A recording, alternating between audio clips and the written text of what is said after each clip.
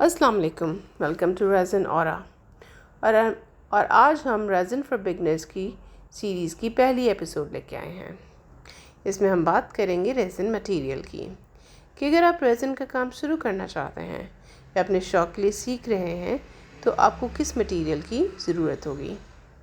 सबसे पहले safety gear, gloves and respiratory mask. Resin का काम शुरू करने से पहले ये दोनों चीज़ें होना बहुत ज़रूरी हैं।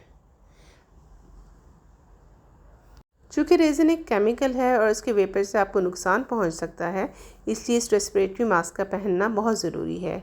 सिमिलरली ग्लव्स आपके हाथों को प्रोटेक्शन देते हैं और ये दोनों चीज़ें रेज़न का काम करने के लिए रिकमेंडेड हैं। अगर आपका रूम वेल वेंटिलेटेड है तो आप मास्क को स्किप कर सकते हैं, बट फिर आप नॉर्मल मास्क ज़रूर पहनें। इसके बाद जो बेसिक मटेरियल में आता है वो है resin part A and resin part B. आप किसी भी कंपनी का रेज़न यूज़ कर सकते हैं। जितनी अच्छी कंपनी होगी उतना अच्छा उसका इफ़ेक्ट आएगा। सेकंड चीज़ जो हमें चाहिए होगी वो सरफेस लेवलर है, जो आपको बताता है कि आपकी सरफेस लेवल है कि नहीं।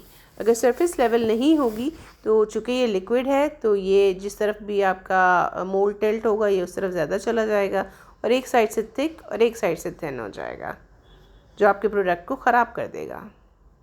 तीसरी चीज़ हमारे पास वेइंग स्केल है। हम रेज़न को वेइंग स्केल से मेजर करके डालते हैं। पार्ट ए हमारा 2 पार्ट जाता है और पार्ट बी हमारा 1 पार्ट जाता है। इसके अलावा हमें कप्स चाहिए होते हैं, पेपर कप्स, जिसमें हम रेज़न डालकर मिक्स करते हैं।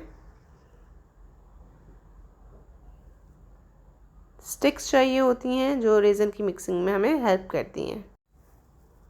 मिक्सिंग के लिए हमारे पास सिलिकॉन के कप और सिलिकॉन के स्पैचुला भी अवेलेबल होते हैं, लेकिन उनको क्लीन करना एक टास्क होता है, लिहाजा आई प्रेफर कि हम पेपर कप यूज़ करें और स्टिक्स यूज़ करें ताकि फिर हम इन्हें डिस्पोज ऑफ कर दें।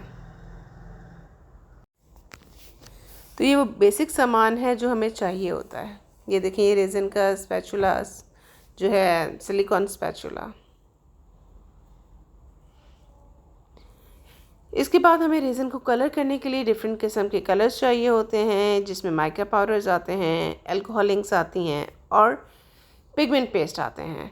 इन तीनों के इफ़ेक्ट्स डिफरेंट होते हैं, जो हम अपनी कमिंग अप वीडियोस में देखेंगे कि हम पिगमेंट पेस्ट कब यूज़ करते हैं, माइका कब यूज़ करते हैं और अल्कोहल इंक कब यूज़ करते हैं। सिंपली अगर हम देखें तो माइका पाउडर टेक्सचर देने के काम आता है, अल्कोहल इंक जो है वो ट्रांसपेरेंट इफ़ेक्ट देती हैं और पिगमेंट पेस्ट जो है वो ओपेक इफ़ेक्ट देता है, वो बिल्कुल डार्क कलर होता है और बहुत थोड़ी क्वांटिटी में यूज़ होता है। इसके अलावा फ्लोटिंग कलर्स वगैरह भी होते हैं जो हम बाद में डिस्कस करेंगे, लेकिन ये 3 बेसिक्स हैं और इसमें भी माइका पाउडर मैं कहूँगी कि होना ज़रूरी है। ओपल कलर्स आते हैं, होलोग्राफिक कलर्स आते हैं, तो ये सारी चीज़ें मतलब आप जैसे जैसे एडवांस लेवल पे जाएंगे वो इंक्लूड होती जाएंगी। ये सिल्वर और गोल्डन फॉइल हैं जो रेज़न को शाइन देने के लिए और उनकी या रेज़न के प्रोडक्ट्स की खूबसूरती के लिए यूज़ होते हैं। चंकी ग्लिटर्स आ जाते हैं और डस्ट ग्लिटर्स। इसके अलावा होलोग्राफिक ग्लिटर्स भी होते हैं और हमारे पास डिफरेंट किस्म के और एम्बेलिशमेंट्स होते हैं जो हम रेज़न में यूज़ करते हैं ताकि हमारे प्रोडक्ट्स बहुत खूबसूरत बन जाएँ। फिर आ जाती है हमारी हीट गन। हीट गन आपके पास होना ज़रूरी है, या टॉर्च गन या फिर आइसोप्रोपाइल अल्कोहल। इन तीनों में से कोई एक चीज़। आई प्रेफर हीट गन आप यूज़ करें पहले, क्योंकि ये बाकी सारे काम भी कर देती है। बबल्स को बर्स्ट करने के लिए ये चीज़ें हम यूज़ करते हैं जो रेज़न में बन जाते हैं उनकी मिक्सिंग के दौरान या पोरिंग के दौरान। तो ये हीट गन जो है हेल्प करती है रेज़न को बबल फ्री बनाने में, ताकि आपका प्रोडक्ट अच्छा शाइनी बने। Last but not the least, silicone mould, जिसमें हम रेज़न को पोर करते हैं ताकि उसकी अच्छी सी शेप आ जाए। इस सीरीज़ की नेक्स्ट एपिसोड में मिलते हैं। Take care of yourself. Allah हाफिज़। Please like, subscribe and share. Thank you.